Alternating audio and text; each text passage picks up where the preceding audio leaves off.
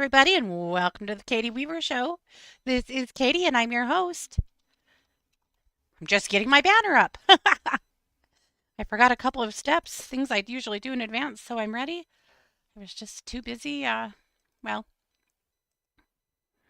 worried about Christmas stuff. Okay, my banner and 1-2 radio is up. So, if you are listening live, I want to welcome you. It is the 16th of December at about 11 a.m. Pacific time. If you're listening to an archive or a replay, I also want to welcome you to the show. I want to let you know that I am over in the chat room, and you can find that by heading over to 12radio.com. That's number 2 radio.com. Click on the chat button, and you'll be redirected into the Facebook chat. And if you do that, then you can see my banner there at the top of the page. You will need to join the group. It's a private group. Once you do that, you'll see my banner there, and you can come and chat. However, if you'd rather watch than listen, you can watch the live stream by heading over to by heading over to Facebook or YouTube and look for Katie Weaver Domestic Mystic, and you'll find my live stream. I also did put a link to the live stream in the chat room, so it's there for you. Well, that's a mouthful. How's it going? How are you guys? How's your weekend? Everybody good?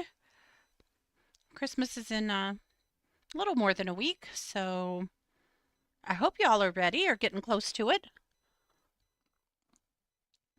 I feel like I'm as ready right now as I have ever been this close to Christmas. Like, practically everything is wrapped. Almost everything is made. It's wild, but I'm getting there. You know what? I want to ask Scott. I just realized I wanted to show you something and I forgot. Let me see if I send him a message, if he'll get it. I'm going to share a present that is made for my sister, only because I know she doesn't have time for this show.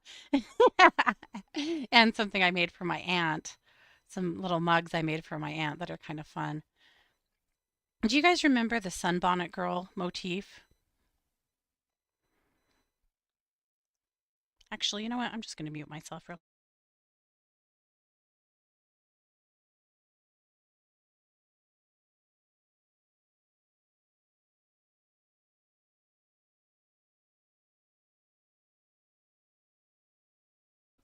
Okay, there we go. I just didn't want to yell in your ears. He's only in the other room. But anyway, do you remember Sunbonnet Girl? That was such a motif like back in the 70s.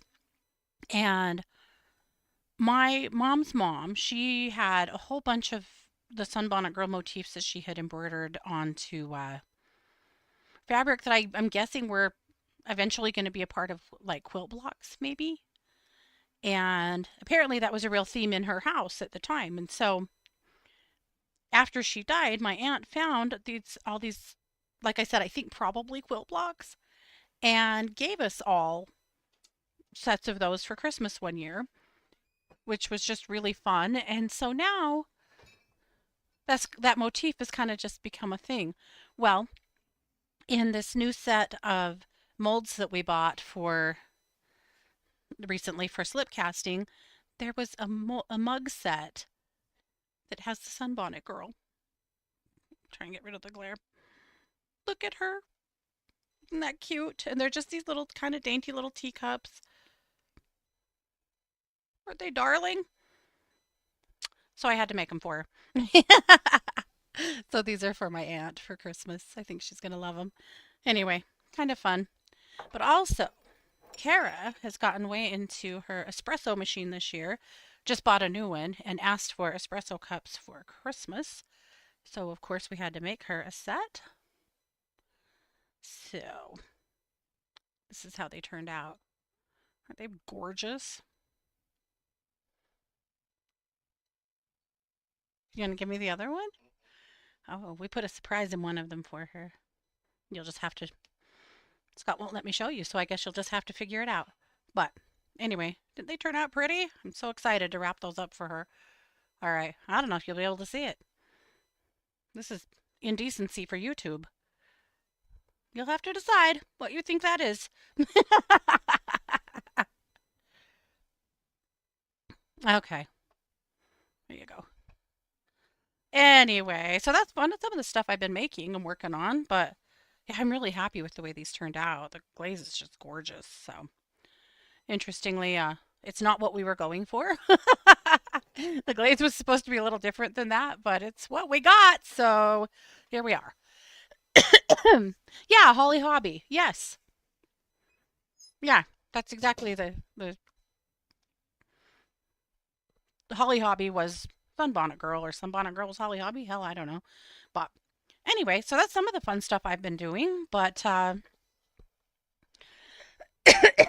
very excited for Christmas for a lot of stuff that we have done this year. But I've been wrapping up ornaments. Oh my goodness. A good friend of mine and her daughter ordered 75 sublimated ornaments from me, which is a lot. It's cool. It's great. It's been a lot of work. They're all personalized, so they send me a huge file of photos that then I create designs for and pop them into and then print them and press them and, the whole nine yards. So that's been a lot of work, but I actually, before this show, was just putting ribbons on them. And now I'm sorting out what goes to who, and I'm going to put those in the mail today. And I think that's my last Christmas order. I shipped some mugs out yesterday. And I think that's it for me on special orders this year. So that's good too because well, we're getting down to go time. But here's the real go time. Mars is graduating from Boise State on Saturday with her bachelor's in political science. What a time to be alive.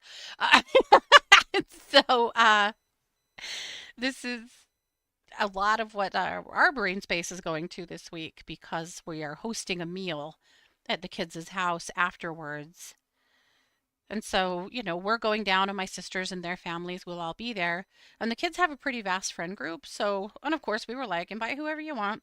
So it looks like we're going to be feeding around 30. So, and that's fine, but we're smoking meat. One thing Scott has always wanted is to have a good smoker or grill at the kids' house because when we go down there, they want their dad to cook for them. It's not even like I'll take them to a cool new restaurant they've wanted to go to or things like that, but moreover, they want to eat at home. They want their dad to cook for them and they want to play Catan. That's the thing these days. So we he shipped a smoker to their house, so they'll now have a smoker and grill for us to play with down there. But anyway, so we're smoking meat and we're buying the bread and the cake because my gosh, there's only so much we can do. But we're also making jalapeno poppers on the grill. We're making Hasselback potatoes and these fancy carrots that we had last time we were in Jackson. So, anyway, it's kind of a big deal, but it's going to be fine. We've done things like this a million times. I am so proud. It's so exciting. Yeah, yeah, awesome.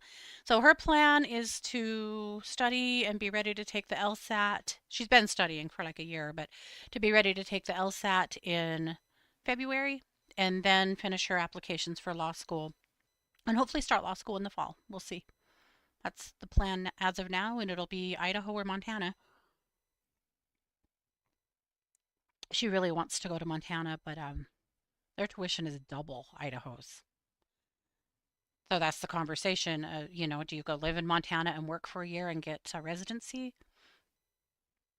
Unfortunately, she did live and work in Montana for 9 months, and we didn't even think about her getting residency because she was still a student at Boise State online, so she wasn't. So, but I think that's what she would have to do. But it just depends on what they'll give her. When you apply, they take a look at your whole application and your grades and your LSAT scores and your accomplishments and all the things, and they make you an offer.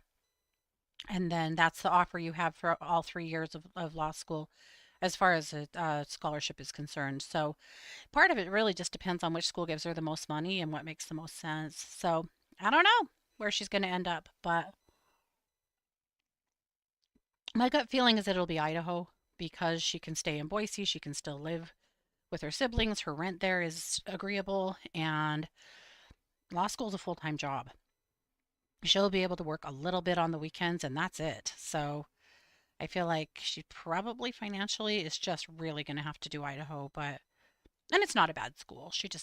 Her heart's in Montana. So it's okay. It's fine, but Lots of big decisions for her coming up, but exciting stuff. I wanted to do a show today about this, winter solstice because it's coming right up. So, if you already received Luminous, you've already seen the theme of this show, but I'm going to put a link in both chat rooms for you.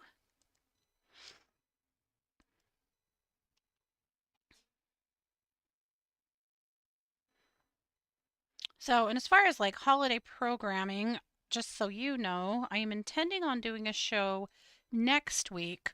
I won't do a show the next week. So, next week will be my last show of 2025. It'll be my last Luminous of 2025. And then the next week then I'll take a week off, and then the next week we'll kick into gear. So, I'm just going to take 1 week off. But it's good every once in a while to kind of take a minute, reset, regroup, lay on the couch, whatever.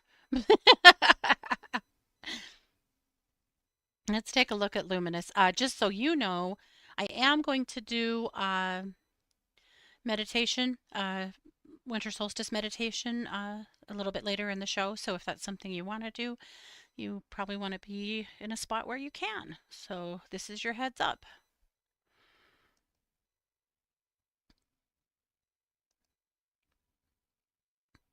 Okay. So, of course, this edition is called The Enchantment of the Winter Solstice. I'm excited for the solstice. It's interesting here. We don't have any snow. We had a little bit for a few days and then it melted. The sun is shining bright. We're getting into like mid 40s, low 50s every day. Scott and I drove to Montana over the weekend and there was hardly any snow, even up like into Yellowstone. Hardly any snow. It is weird. Does that mean we're just going to get hammered in January? Are we even going to have a white Christmas? I have no idea. There's good sides and bads, you know. The day we had snow, our sheriff's office reported on Facebook that they responded to 33 accidents. 33! My God! People, slow down! Most of you know how to drive on slick roads that live here. Anyway, so maybe we don't deserve snow. I don't know. But, oh, are you? Tara said they're getting hammered this week. Interesting. It looks like we're going to have some rainy, sleety stuff later in the week, but not really snow. But maybe, things could change. So who knows? Kind of crazy. But I can live with it either way. All right. Wanted to talk about some ideas for the winter solstice, per always. But as you know, ancient cultures have been celebrating the solstice in some way and in some terminology for eons. One of the things we know is Stonehenge. These massive stones at Stonehenge frame the winter sunrise. They illuminate the center of the circle as the sun comes up. It's pretty amazing. And if you go to YouTube and look, there is a group who films the sunrise over Stonehenge during the solstices. And it's a really cool thing to witness. So if that's something that you're thinking about, go over to YouTube and find them. And you can watch that in real time. It's pretty freaking cool. In Ireland, oh, I want to pull up a picture of this. In Ireland, there is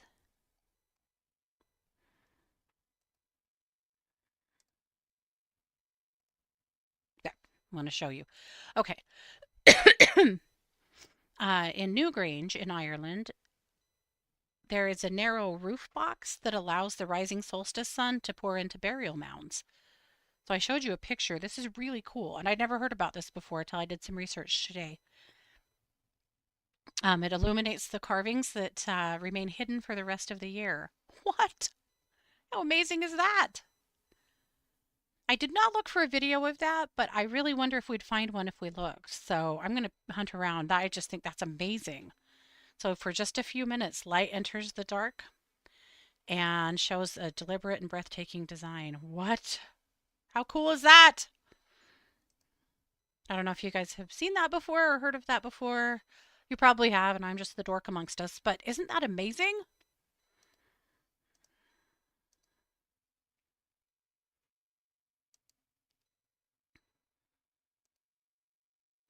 All right, we know that here in the Americas, the Puebloans marked the solstice with sun daggers carved into stone.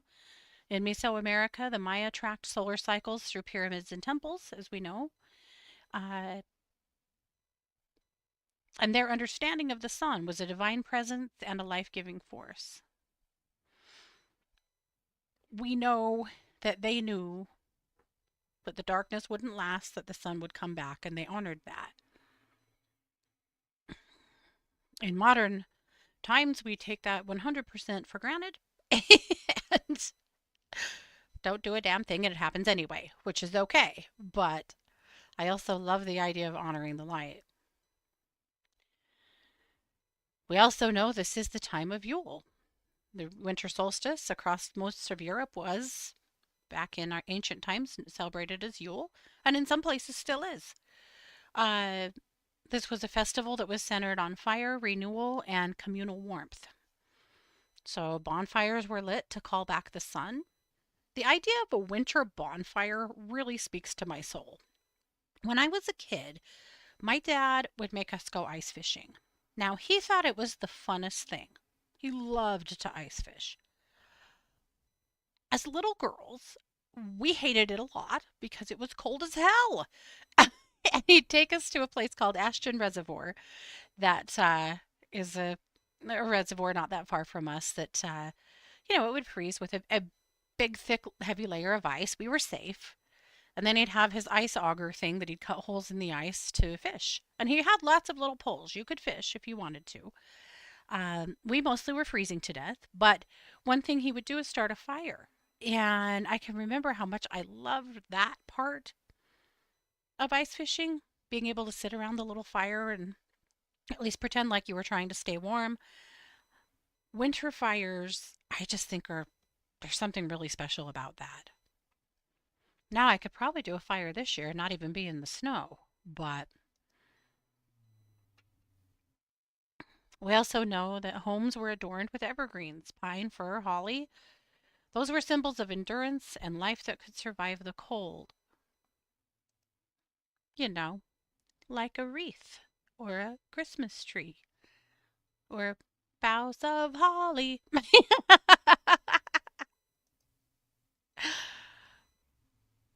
There was, of course, as well the Yule log.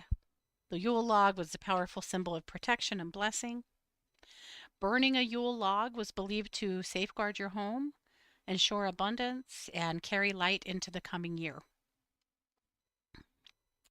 The Yule log was a special piece of your celebration. And of course, feasting, right? People cooked.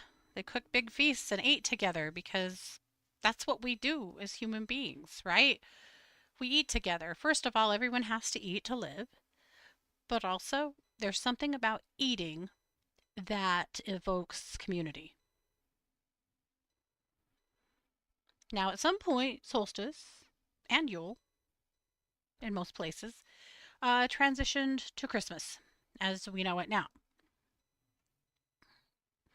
Solstice traditions weren't really erased, they were just woven into new forms. Christmas, the current Christmas, and this was based on, oh, good Lord, I can't say his name now. This was based on a ruler, an English ruler, who decided that we were just going to roll them all together into one package. We weren't going to have solstice or Christmas anymore. We were going to have one thing. So Christmas was placed near the solstice, aligning the birth of Christ with the return of the light. And some people, depending on their religious leanings, might find a lot of benefit out of both of those beliefs, and some one or the other. But the evergreen trees, they became Christmas trees. Candles remained central to both. Wreaths echoed the solar imagery, but also the evergreens. Feasting, gift giving, and generosity, Those were things that already happened during the solstice and they carried forward into modern day Christmas. We decorate, we cook special meals, we gather as families or as groups, and we participate in this ritual that is a lot older than a lot of people realize. So, how do you mark the solstice? There's so many things you could do, but I have a few ideas for you that you may or may not be drawn to, but these are things that you could easily do at home that would just help to double down on the coziness of the day, I think. How about a solstice simmer pot? Simmer pots have gotten to be popular again. These used to be potpourri pots. Remember those? They were like little tiny crock pots, and you would buy the potpourri stuff for it and put it inside and add your water and turn it on, and it would just heat in a corner of your home somewhere. It's kind of, I remember having these like back in the 90s, and I think my mom probably had them before that. But I used to love those. I like those a lot better than candles. Candles, I like burning candles for magic. I don't burn candles or like scented candles all the time. My lungs don't like it. But a simmer pot is essential oils, it's natural items. You can get away with a simmer pot usually. Uh, so you could do this in a little crock pot. You could do this on your stove. But you're going to add water to a pot with orange slices or other dried citrus, cinnamon sticks, cloves or star anise, a sprig of pine or rosemary, and anything else that you want to put in it. And as it warms, you can just let this simmer all day. Don't let your water run out and it'll burn and stink. But once it starts simmering, you turn it way, way down and just let this simmer on the back of your stove or on your fireplace if you're lucky enough to have one. Or, like I said, in a little crock pot. You could do it lots of ways. But your simmer pot just fills your home up with a fragrance that feels like safety, it feels like comfort. Maybe it feels like Christmas, it feels like solstice. And you could get really intentional with the things that go in it in the spirit of plant magic or just magic in general. You could get really creative with this. I'm going to leave that up to you. Oh, Sherry said she does this a lot.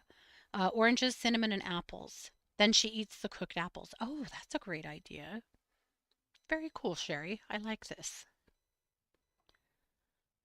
So, as you get your pot simmering, just set an intention for the returning of the light, for peace, clarity, rest, and renewal. How about a Yule log? Most of us don't have a fireplace that you could throw a log into. Some of us have a fire pit, but maybe you wouldn't be accessing that this time of year. I think a lot of us don't really have a way to burn a Yule log that is all that readily available. So I have an alternative for you. Take a small log or branch. This could be anything that you find in your yard or in the park or down by the river or wherever. Decorate it with twine, greenery, dried herbs, whatever you want to decorate it with. If you want to just take some twine and put greenery on it and some herbs and just wrap it around it a few times, if you want to get more ornate, you decide what it looks like. And then write a word or a wish or an affirmation of some sort for the upcoming season for yourself. And you may choose to do one for the world as well, or a family member, or, you decide, you are the architect. And take that paper and tuck it underneath your log, and then put it on a table or a hearth space or on your altar or wherever you want it, and just light a candle beside it on solstice night. Obviously, you don't want your candle to ignite with your log, so, be wise, but just let the candle burn. The focus isn't really the burning, it's just the intention behind it. And then with that log, If you wanted to dry it and save it till next year, you could. If you want to just return it to the earth, take the twine apart maybe and return it to the earth and do it again next year, you totally could do that too. And how about a solstice meal? What if on the solstice you just planned a little special meal? You don't have to invite 30 people, you know? You could just do something for yourself or for your family, or you could invite a few friends if you really wanted to. That's up to you. But ancient solstice meals honored what could be preserved and shared. So by December, what are we eating? Root vegetables or squash, breads or grain baked dishes, soups, stews, slow cooked foods, apples, nuts, dried fruit. Cook something that's kind of a return to the land type of meal. I would think a stew along with a loaf of bread or homemade bread would be very adequate for this. But I kind of like the idea of roasting a squash too. But those are all simple ways that you could mark the solstice, without knocking yourself completely out, but also doing some special things. Don't ever forget that the sky that you stand under is the same sky that your ancestors stood under. It's the same earth that you tread, that they tread. It's the same water that you drink, that they drank. We're not that different. We're still deeply connected. And they too watched the earth get darker and darker and quieter, and then start lightening again. The same cycles exist that have for centuries.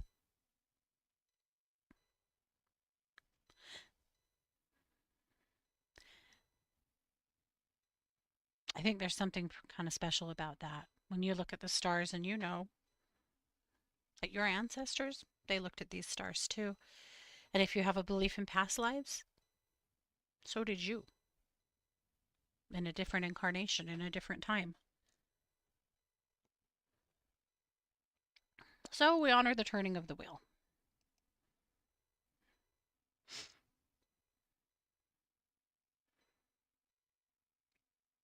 And as you know, even with that shortest day of the year, the light's going to start finding its way back immediately. Even by mid-January, we'll say, I'm noticing it's staying light longer. By February, we'll say, it's staying light a lot longer.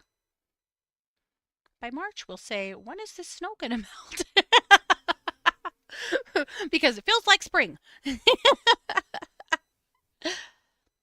I suppose our ancestors bitched about the weather too. I just think that's probably true. So those are a few thoughts for you for the winter solstice. And I would be really curious to know, chatters, what else you do, or what you're planning on doing this year, or what you've done in the past that you thought was kind of cool. I would love to hear it.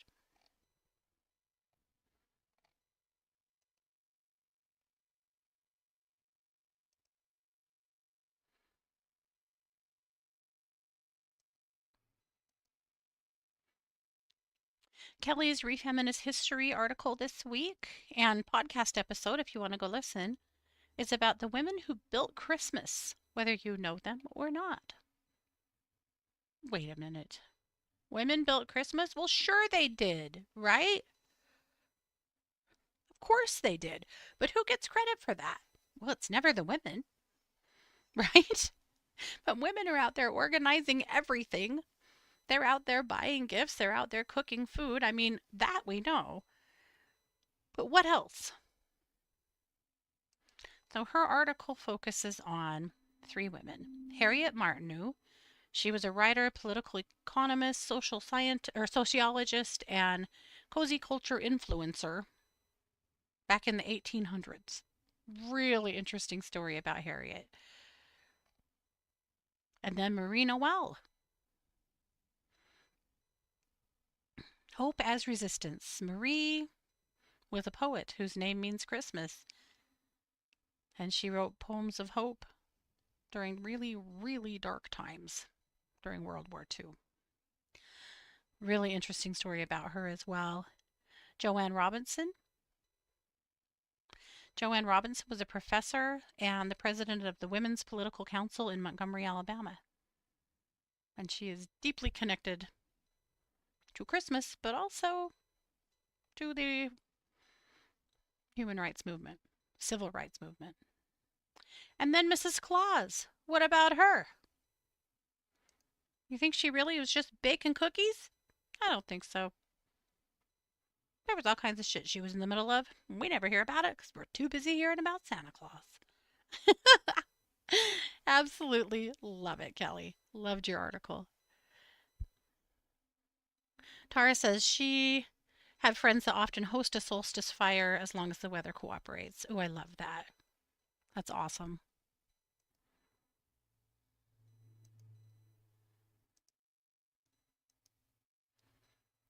All right, my tip this week, and this has been my tip of the week during the solstice for years, but here we are. This is a period of rest and renewal. It's time to select your books. A novel for fun, an autobiography for inspiration, and an educational book to feed your brain. I have a pile of novels. I've got to think about an autobiography and an educational book. I don't know. I really got my wheels turning today. What do I want to learn more about? What do I need to study? So, next week, our last show of the year, I would like for us to choose a book club book, if you're interested. I thought it would be really fun to choose a book during the solstice that we all read. And we'll start in January. And then we can discuss it on the show each week during the solstice. And maybe it's just a chapter or two a week. You don't have to go crazy. I know you're all busy. But I thought this might be fun. So if you're interested in that, let me know. If you have any suggestions of a book that would be awesome for us to read, let me know. And next Tuesday, we'll hammer it out and choose a book.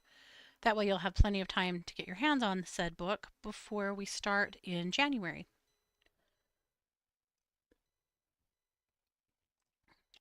So be thinking about it, but also be thinking about what you're going to read over the solstice. I have been devouring novels this entire year. I haven't even looked at my Kindle for a number, but I'll tell you, it's a lot. Between what I've read and listened to, it's a lot. But they're all novels. And I got to think about autobiography, educational. This will be good for me.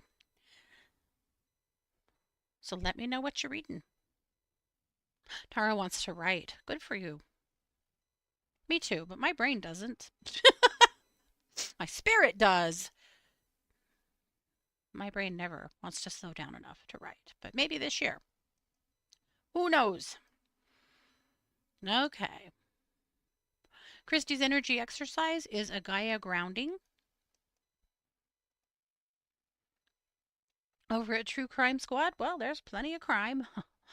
There's the conclusion of the Brian Walsh trial that wrapped up yesterday. But if you like true crime, but it's a little too much for you sometimes, this show at the bottom, when the animals become the criminals, you will get a kick out of. It's not heavy. It's not hard. It's about times that animals have done some pretty wild stuff. Not a single one of them got arrested, though. Rest assured.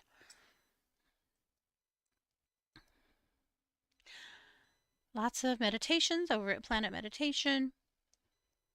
And also just easy listening holiday music as well over there. And that's it for Luminous this week. So hopefully you found something that resonated with you. Oh, Tara's going to start with a song. I love it. That's an awesome idea. Very cool. So do you have a theme in mind? You got something rolling around in your head? I'll bet you do. I love this. I can't wait to see what you do. And also, are you equipped to perform it? Or you are writing it for somebody else to perform? How does this work? Inquiring minds want to know.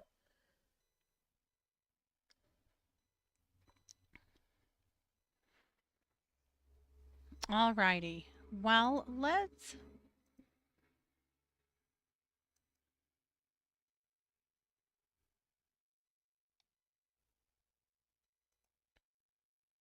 get on with our meditation.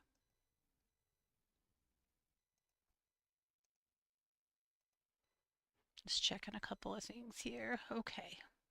Oh, it's going to be a Christmas present for your dad and his girlfriend he's trying to get back together with. Oh, that's so sweet. I love that.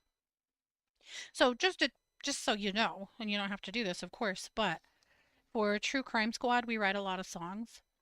In fact, that episode I just talked about where the animals committed the crimes, that was an entire musical. Every single uh, story we told was accompanied with a song.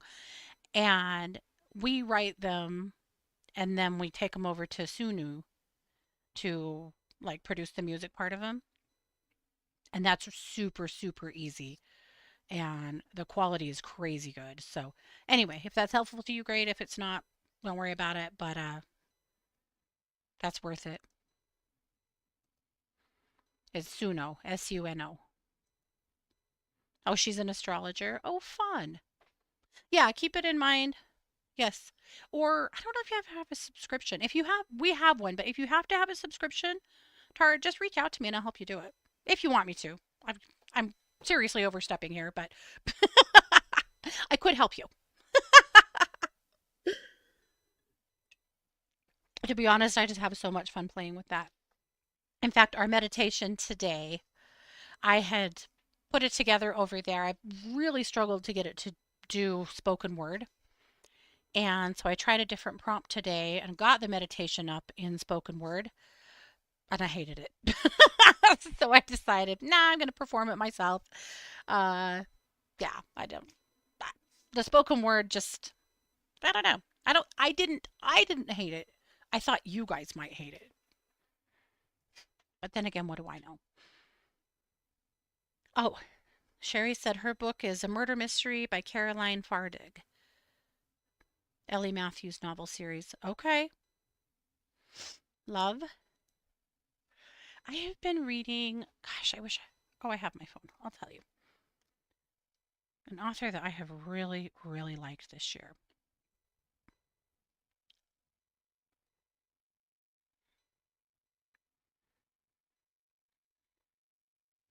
Should have done this beforehand.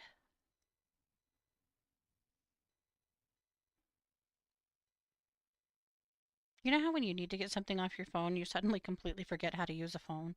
Yeah. Elizabeth Hunter. Love her. So I had read a series from her earlier this year that I really liked. And then just recently, well, I don't know, this last 5 months or so, picked up another series from her. It's the Force of Wind series.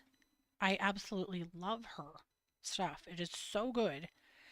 And now Scott and I are both addicted to the Force of Wind series. So now we're only listening to it on Audible when we're in the car because otherwise I just tear through books and he only hears parts of them because, he's busy doing other things and I'm listening to my books while I do my own stuff. And so he only gets bits and pieces. So now this book is now just limited only to car rides or if we're like, working on a project together that we can turn it on. But Elizabeth Hunter, I have loved. I will definitely, when I'm done with this series, listen to her or read more of her stuff. She's awesome.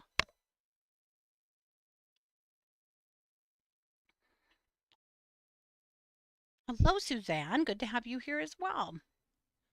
Okay, well, let me get set up here for our meditation.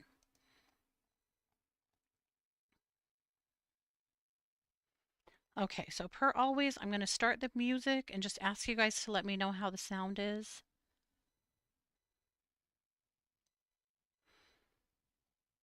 Makes me crazy for it to be too loud. But I also want you to be able to hear it. So tell me, is that too quiet? This is on 20. I need to really remember the number that works, but maybe the music varies too. I guess that doesn't always work. I'd rather just ask.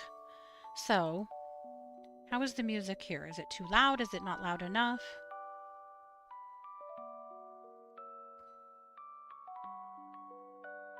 I would like for you to be able to really hear it because it sounds good. Okay, perfect. We'll go with it. Okay.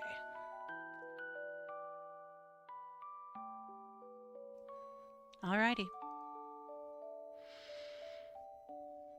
Find a comfortable position. Let your body be supported by the chair, the floor, the bed beneath you. There's nothing you need to hold right now.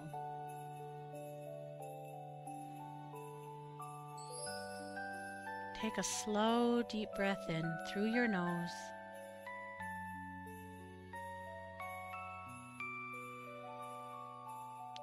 And release it gently through your mouth.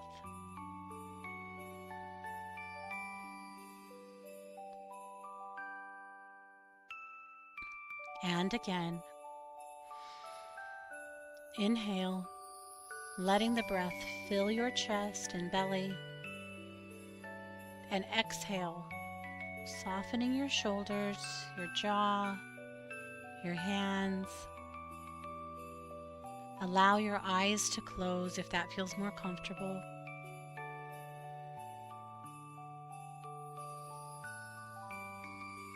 Now, imagine that you are standing outside on a quiet winter night. The air is cold but calm.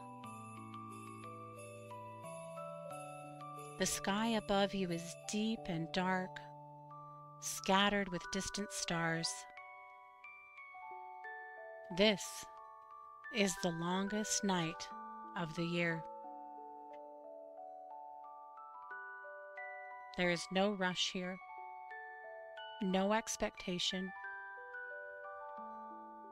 only stillness.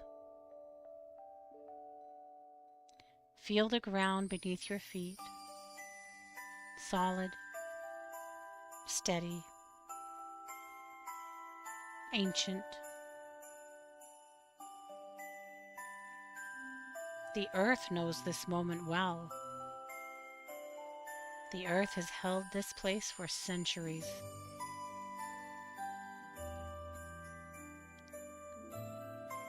With each breath, allow your body to sink just a little deeper into rest.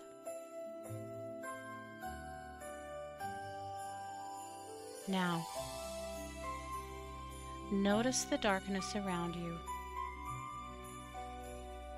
not as something to fear, but as something that holds you. The dark is not empty. It is quiet. It is protective. It is full of possibility. If there is anything you've been carrying, worry, exhaustion, disappointment, imagine placing it gently into the earth. You don't need to solve it tonight. You are allowed to set it down and just breathe.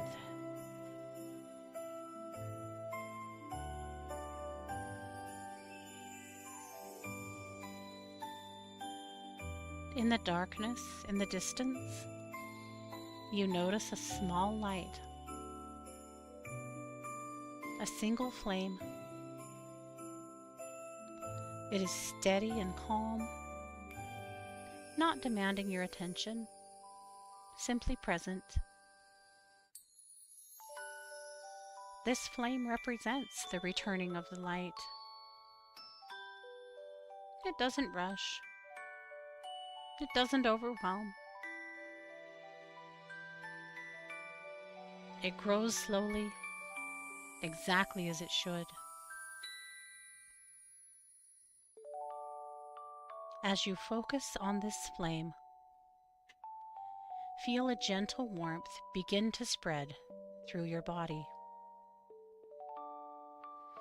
It moves through your chest, your belly, your hands, and your feet. This warmth is hope, quiet and patient. It arrives without requiring anything from you.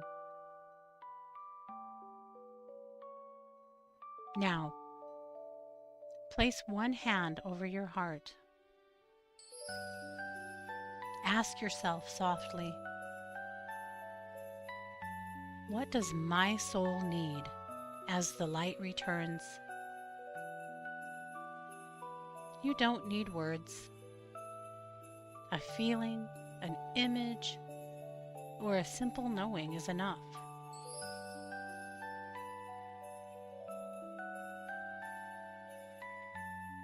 Whatever comes is welcome.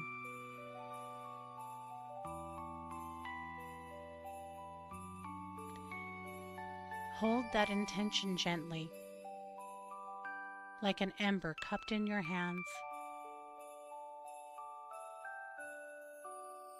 You do not need to protect it fiercely.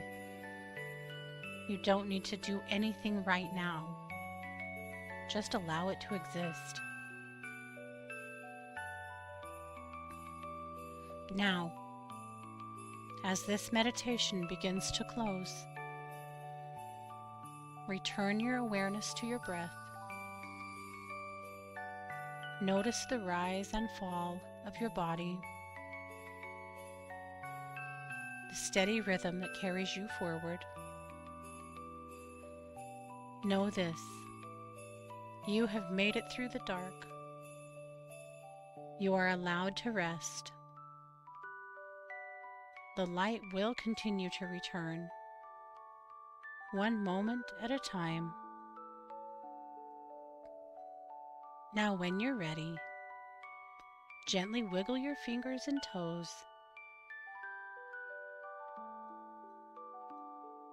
Open your eyes slowly. Carry this calm with you. The wheel has turned, and so have you.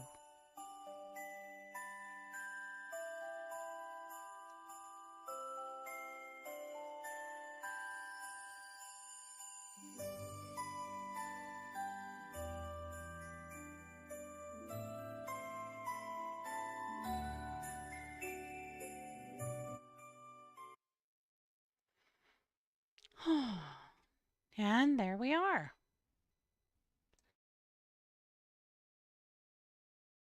Isn't that music sweet? I love it. Okay.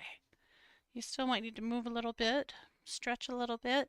And of course, this live stream and archive will be posted. So if you ever want to go back to that and listen to it again, you certainly can.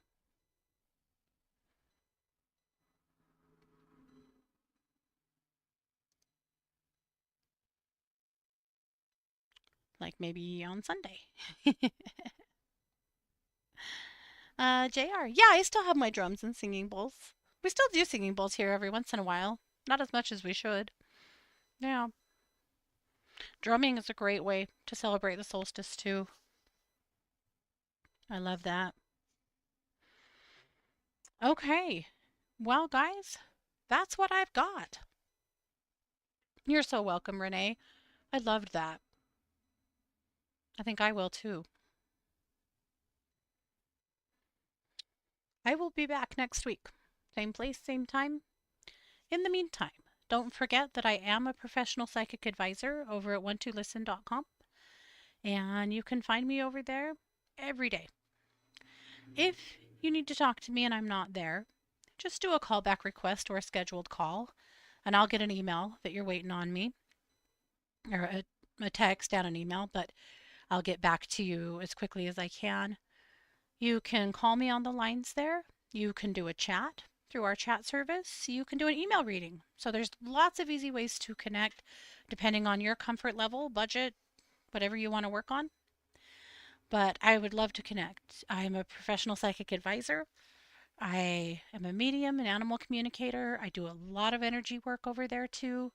So if I can help you out, please let me know. Otherwise, I'll see you back here next week. Thanks, you guys, so much. Please take good care of yourselves. You're worth it. Do good things for you while you're in the midst of doing good things for others. You also deserve good things. This has been yet another production of The Katie Weaver Show here on 1 2 Radio, where we're changing the way we listen to the world.